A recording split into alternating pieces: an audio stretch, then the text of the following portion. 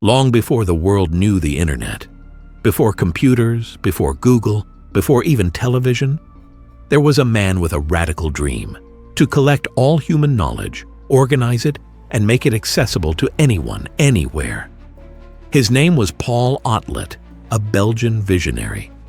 And in the early 20th century, he set out to build the internet, using nothing but paper, index cards, and boundless imagination. Otlet's journey began in the late 19th century. Alongside his collaborator Henri Lafontaine, he launched an ambitious project, the Universal Bibliographic Repertory. The idea was deceptively simple but staggering in scale: to catalog every book, article, and document in existence. One by one, his team wrote entries onto index cards, millions of them. By the 1920s, they had amassed over 15 million cards, transforming a simple filing system into what some have called a paper Google. And this wasn't just an archive for scholars. Anyone could write to Otlet's office in Brussels, request information, and receive a personalized packet of knowledge sent back in the mail. By 1896, it had grown into a fee-based service. By 1920, it was global. Imagine, long before search engines, you could query the sum of human knowledge by post. But Otlet wanted more than filing cabinets. His vision took shape in a project he called the Mundaneum. Founded in Brussels in 1921, it was conceived as a world city of knowledge, where archives, museums, libraries, and cultural collections would merge into one universal hub. Here, scholars from around the world could gather, study, and exchange ideas. It was a temple to information, an early blueprint of the internet rendered in wood, paper, and ink. To make sense of this ocean of knowledge, Otlet pioneered new methods of classification. He developed the Universal Decimal Classification, a powerful expansion of library systems that allowed for deep cross-referencing across disciplines.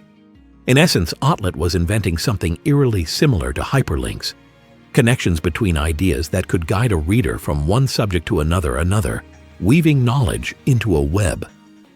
And then came his most astonishing leap: technology that did not yet exist. In his 1934 book, Traité de Documentation, Otlet described what he called an electric telescope, a device that would allow users to access books, images, and documents remotely from their desks through a worldwide network.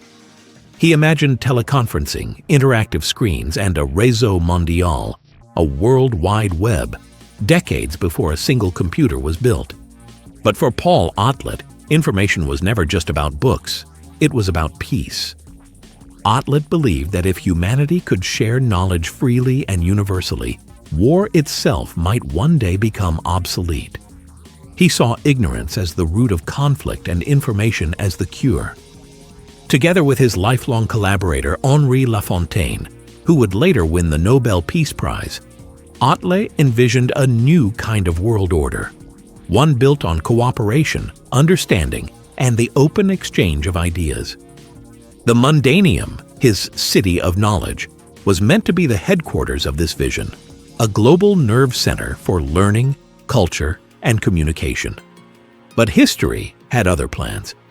As Europe slid into chaos during the 1930s and World War II, Otlet's dream began to collapse.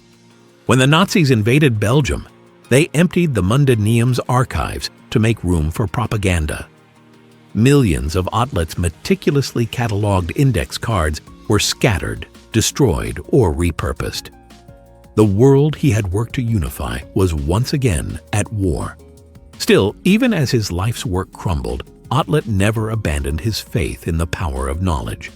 He continued to write, to plan, to dream of a day when the world could reconnect. Not through conquest, but through information. Paul Otlet died in 1944, largely forgotten by the world he tried to enlighten. But his ideas did not die with him. In the decades that followed, his writings, especially his Traité de Documentation, were rediscovered by information theorists and librarians. Many recognized in his work the foundations of the digital age: hypertext, databases, metadata, global networks. He had described with uncanny accuracy the structure of the Internet, a world linked by information, accessible to all. Today, Otlet's legacy lives on in Mons, Belgium, where the modern Mundaneum stands as both museum and tribute. Inside are some of his original index cards, faded, yellowed, yet astonishingly futuristic. When visitors look upon those millions of tiny paper links, they're seeing something remarkable: the first search engine, built not from silicon and code, but from paper and hope. Paul Otlet's story is a testament to the timeless human drive to connect, to share what we know, and to believe that through knowledge we can build a better world. He dreamed of a web of knowledge before we even had the word.